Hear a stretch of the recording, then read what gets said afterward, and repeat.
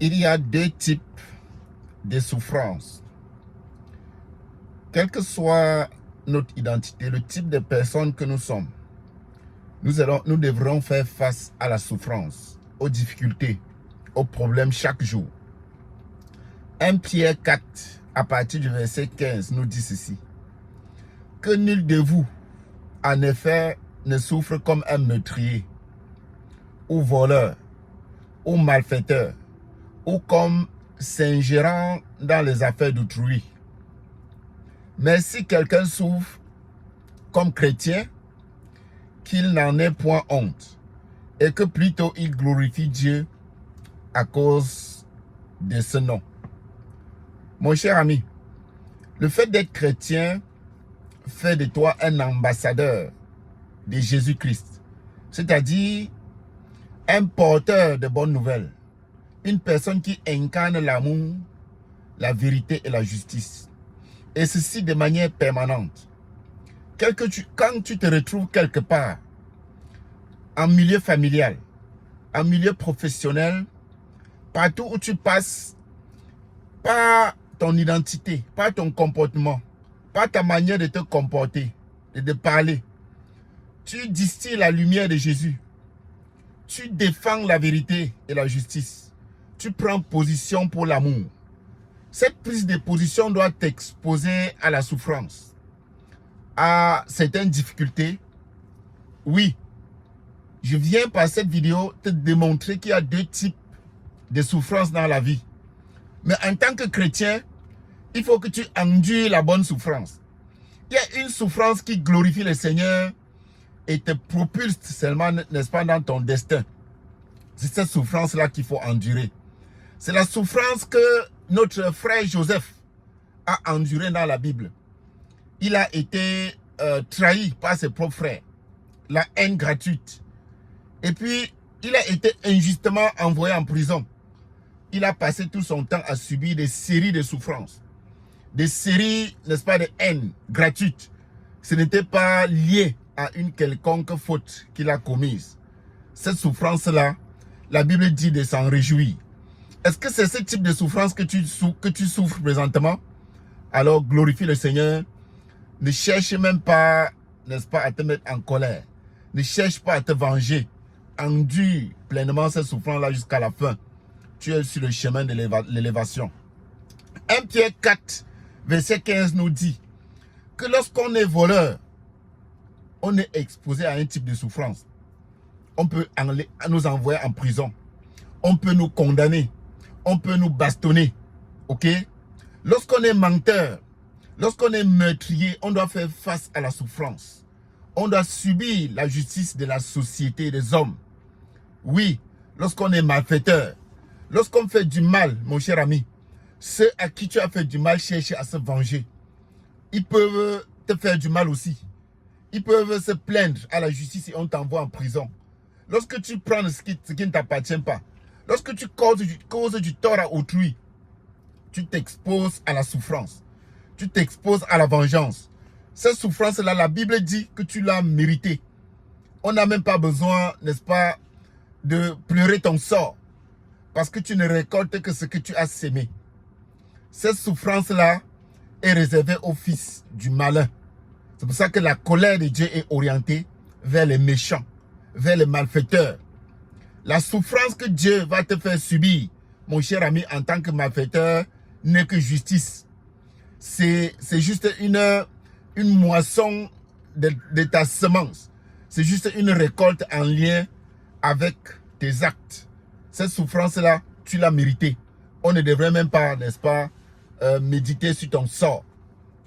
Par contre, si tu es un fils du royaume, tu es un élu de Dieu, et que par tes actions de bonté, par tes actions d'amour, de fidélité, n'est-ce pas, de paix et de joie, les gens trouvent comment qu'ils doivent te faire souffrir. La Bible demande d'être heureux, de te glorifier pour le nom, à cause de ce nom pour lequel tu souffres, à cause des actions pour lesquelles tu souffres. Ce sont des actions porteuses, n'est-ce pas, de bénédiction. Ce sont des actions qui précèdent ton élévation.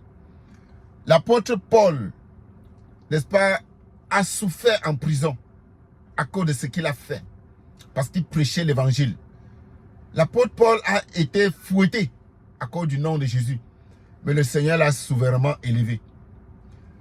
Notre frère David, avant qu'il ne devienne roi, il a souffert entre les mains du roi Saül. Saül l'a persécuté. Saül a voulu sa mort. Mais il était, n'est-ce pas, sous l'angle, sous la protection, dans la visée de notre Seigneur Jésus-Christ. Le mal ne l'a pas atteint. Oui, le premier crime dans la Bible, c'est Caïn qui a tué son frère Abel. Bien que Abel soit tué, soit mort, le Seigneur l'a souverainement élevé parce qu'il est présentement assis avec le Seigneur au ciel. Il a la vie éternelle. Ce n'est pas parce que Caïn est resté en vie que vous pensez qu'il a gagné quelque chose. Au contraire, il était resté en vie, mais maudit. Alors, je voulais que par cette vidéo que tu comprennes que, mon cher ami, il ne faut pas envier la joie de certaines personnes. Certaines personnes célèbrent une joie, n'est-ce pas, un succès éphémère. Parce que la base de leur succès, n'est-ce pas, c'est la douleur. Ils ont causé du tort à quelqu'un. Leur joie est éphémère. Ce qui les attend est plus douloureux. Oui. Toi, tu es peut-être en train de passer par des moments difficiles. Tu es au chômage. Tu es dans la pauvreté. Tu es rejeté par les hommes à cause de ta prise de position pour des choses bonnes, pour des bonnes actions. Oui, tu es sur le bon chemin. Tu es en Christ. La Bible dit que tous ceux qui veulent suivre Jésus-Christ seront, n'est-ce pas, attaqués, seront malmenés. On ne peut pas être couronné. N'est-ce pas? Tu ne peux pas recevoir la couronne de gloire. Tu ne peux pas recevoir la médaille sans avoir reçu la couronne d'épines. Oui, la gloire est précédée, n'est-ce pas, de la souffrance. À vaincre sans péril, on finit par triompher sans gloire. Dit certaines personnes. C'est la même chose. Pour triompher, pour avoir la gloire, il faut accepter, passer par des moments difficiles, par le péril, par la souffrance, par les fausses accusations. Donc, je ne sais pas dans quelle souffrance tu te trouves présentement, mon cher ami. Si tu es en Christ et que ta souffrance est liée à ton attachement à des principes chrétiens, à des principes divins, à ton amour pour les humains, ok? Alors, reste tranquille, continue à endurer. La Bible dit que les chrétiens devraient persévérer dans l'affliction et continuer à prier. Pourquoi? Parce qu'après ces moments de souffrance, après ces difficultés, ces problèmes que tu es en train de résoudre, ces problèmes auxquels tu fais face, doivent te propulser vers ton destin final qui est la gloire. Tu es en train de triompher en passant par le feu. Oui, Daniel a été jeté, n'est-ce pas, dans une fosse à lion, dans une ardente de feu. Mais le Seigneur l'a souverainement élevé. Le Seigneur l'a sorti de là pour montrer comment ce sont des hommes de foi. Et après ça, ils sont devenus les hommes les plus sages de la cité.